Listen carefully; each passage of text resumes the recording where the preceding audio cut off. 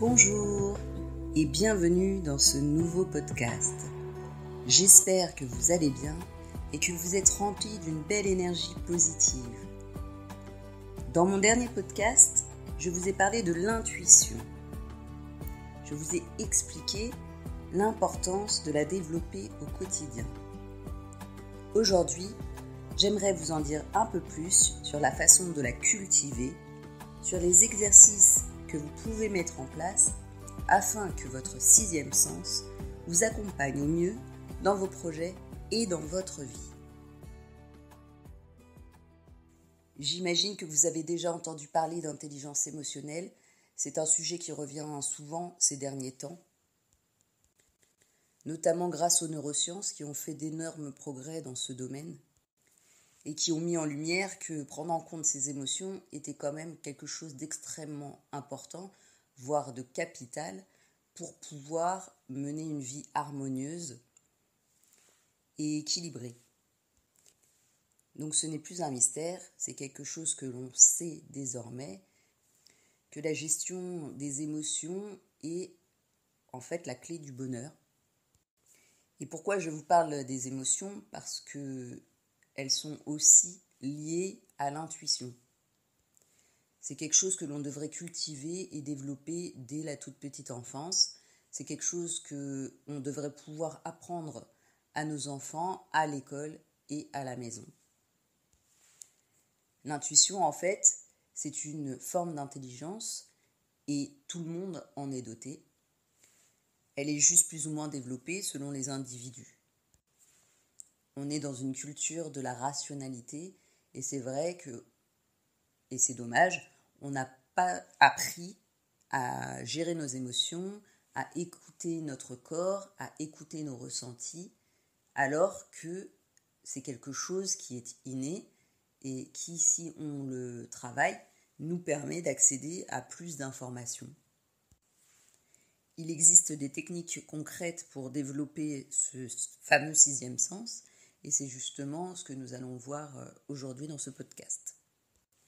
Donc tout d'abord, pour pouvoir développer votre intuition, il y a une chose très importante, c'est d'y croire. De croire que ce sens existe, de croire que l'intuition fait bien partie de vous, qu'elle peut émerger si vous focalisez votre attention dessus. Vous avez 5 sens, la vue, l'odorat, le toucher, l'ouïe, le goût.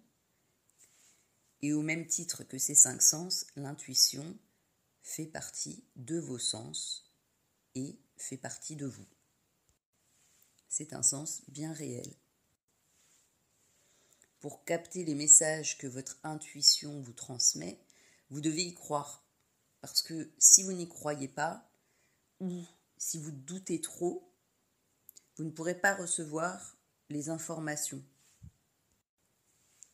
Vous devez donc sortir de votre mental. Ne pas chercher quelque chose de rationnel, mais plutôt vous fier à votre cœur.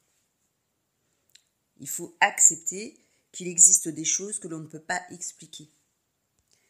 Et ce n'est pas parce qu'on ne peut pas expliquer quelque chose que ça n'existe pas.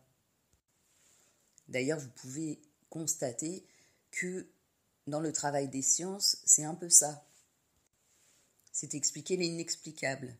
Tant que ça n'est pas expliqué, on croit que c'est magique. Et une fois qu'on a compris comment ça fonctionne, finalement, la magie disparaît. Mais les phénomènes existent quand même. Deuxième point important pour développer votre intuition. Vous devez absolument aiguiser vos sens. Et comment faire pour aiguiser ces sens ? Eh bien, c'est tout simple, il faut ralentir le rythme. Il faut être capable de prendre le temps, d'observer son environnement, d'affûter ses sens, ses 5 sens et son 6e sens, de vous accorder un moment. Si vous êtes pris dans le rush de votre journée, si vous êtes en train de courir dans tous les sens, c'est pas possible en fait de pouvoir capter quoi que ce soit, puisque finalement on est dans le mental, on est dans le faire, on est dans l'action, et du coup on n'est pas disponible pour prêter attention à ce qui nous entoure. Vous devez débrancher votre mental. Pour être en phase avec votre intuition, vous devez créer de l'espace. Vous devez vous autoriser à vous recentrer sur vous. Alors comment faire pour pouvoir se recentrer ? Eh bien, vous pouvez commencer par des tout petits moments, des moments de 5 minutes, où vous décidez de focaliser votre attention sur votre environnement. Donc, vous pouvez porter votre attention sur ce que vous voyez, sur ce que vous entendez, sur ce que vous sentez. Vous pouvez toucher les objets, en apprécier la texture, goûter les aliments et faire vraiment attention au ressenti que cela vous procure, observer les petits détails, essayez de voir aussi les émotions que ça procure en vous, les ressentis, les impressions. Voilà, ce sont des temps où on essaye d'être vraiment présent dans l'instant, dans le moment, et où on est attentif. Une astuce qui facilite aussi ces moments-là, c'est de s'imaginer dans la peau d'un observateur qui voit à travers vos yeux. Donc vous vous mettez un peu en retrait et vous regardez à travers vos yeux, à travers votre corps, à travers vos sens. Vous observez de l'intérieur. Ensuite, ce que vous pouvez faire aussi pour développer votre intuition, c'est de prêter attention à votre corps. Parce qu'en fait, votre corps vous délivre plein de messages, il vous parle. Quand il est tendu ou crispé, ou quand il est à l'inverse détendu, en fait, à ces moments-là, il vous transmet des informations. Vous pouvez observer où se trouvent vos tensions. Si vous êtes détendu, en général, c'est que vous êtes plutôt sur la bonne voie, sur le bon chemin. Par contre, quand vous êtes stressé, tendu, etc., c'est votre corps qui vous envoie des signaux d'alerte, qui vous dit qu'il faut lever le pied, qu'il faut vous reposer, qu'il faut vous recentrer et qu'il faut prendre soin de vous. Donc écoutez les signaux que votre corps vous envoie et ralentissez, encore une fois.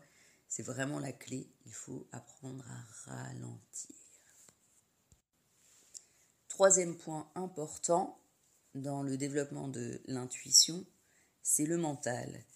Et le mental, en fait, c'est le pire ennemi de votre intuition. Comme je l'ai expliqué dans le précédent podcast, dès que le mental intervient, en fait, l'intuition, elle disparaît. Et elle n'a plus lieu d'être.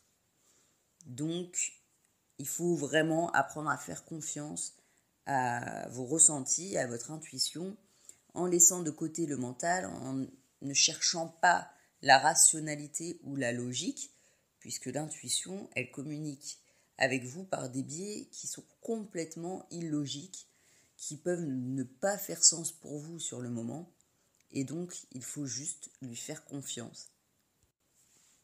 Il existe des techniques pour mieux gérer ses pensées, mais je vous en parlerai dans un autre podcast. En tout cas, je peux déjà vous dire que pour apprendre à faire le vide, vous pouvez utiliser la méditation, vous pouvez aller marcher dans un endroit où vous vous sentez bien, dans la nature, vous pouvez faire du yoga, vous pouvez faire du sport, toutes les activités en fait qui vous permettent de vous recentrer. C'est dans les moments où vous serez les plus détendus que votre intuition pourra émerger librement. Ce qu'il faut savoir aussi, c'est qu'à travers le mental, c'est votre ego qui s'exprime. Et l'ego, il est sournois parce qu'il va vous faire douter, il va vouloir tout analyser, il va chercher à comprendre l'inexplicable. Du coup, vous risquez de passer à côté de quelque chose d'important. Donc pour entendre votre intuition, il va falloir sortir de votre zone de confort et vous fier à vos ressentis, vous fier à ce que vous ne comprenez pas et déjouer la petite voix de l'ego qui vous dit que c'est n'importe quoi et que ça n'a pas de sens. Vous verrez que plus vous vous fierez à votre intuition, plus elle va vous mener sur des chemins inattendus et qui vous offrent des opportunités auxquelles vous n'auriez jamais songé. Et plus vous ferez confiance à votre intuition, plus elle vous guidera vers des expériences intéressantes. C'est la loi de l'attraction. Plus vous focalisez votre attention sur quelque chose, plus vous le recevez en retour. C'est donc un cercle vertueux. Plus vous écoutez votre intention, plus elle vous parle. Comme je vous l'ai déjà dit, avoir de l'intuition, c'est une capacité, c'est une faculté. Donc, ça se travaille, ça se cultive au quotidien. Plus vous lui consacrerez de temps, et plus elle se manifestera. Vous pouvez vraiment vous fier à elle. C'est un peu comme un guide qui vous montre dans quelle direction vous rendre. C'est un peu comme une boussole. Donc ce qu'il faut aussi savoir sur l'intuition, c'est qu'elle va s'adresser à vous à sa façon, sous forme de sons, d'images, d'impressions, d'idées, d'inspiration. En général, quand elle s'adresse à vous, ça vous prend aux tripes et ça vous donne envie de vous mettre en action. Si vous souhaitez recevoir des messages de la part de votre intuition, vous pouvez aussi poser des intentions, demander quelque chose en particulier et observer ce qui se passe dans les heures et dans les jours qui suivent. Personnellement, chaque fois que je suis mon intuition, j'ai des portes qui s'ouvrent, j'ai des opportunités qui se présentent à moi, des choses auxquelles j'aurais jamais pensé ou que j'aurais pensé ne jamais pouvoir obtenir. Et ce qui est assez marrant et assez déroutant, c'est aussi que l'intuition, elle se manifeste pas forcément au moment où vous aimeriez qu'elle se manifeste, elle se manifeste toujours au moment opportun, au moment idéal pour vous. C'est pour ça qu'il faut apprendre à reconnaître les signes. Il faut être patient, il faut savoir lâcher prise, il faut surtout, faire confiance et être convaincu que la réponse émergera au moment voulu.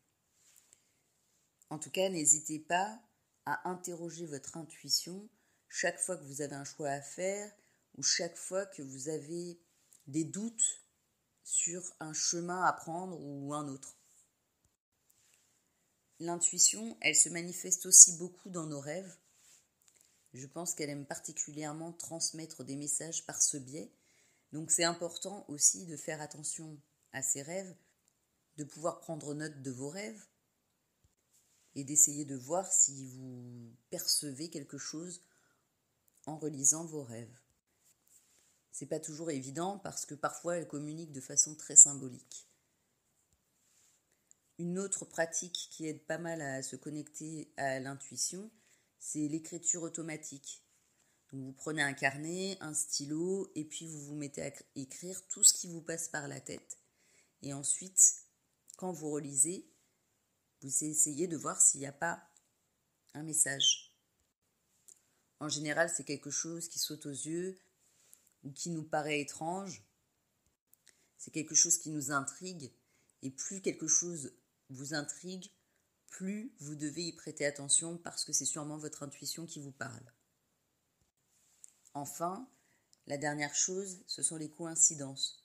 Donc souvent, on vit des expériences que l'on considère comme des hasards ou des coïncidences bien heureuses.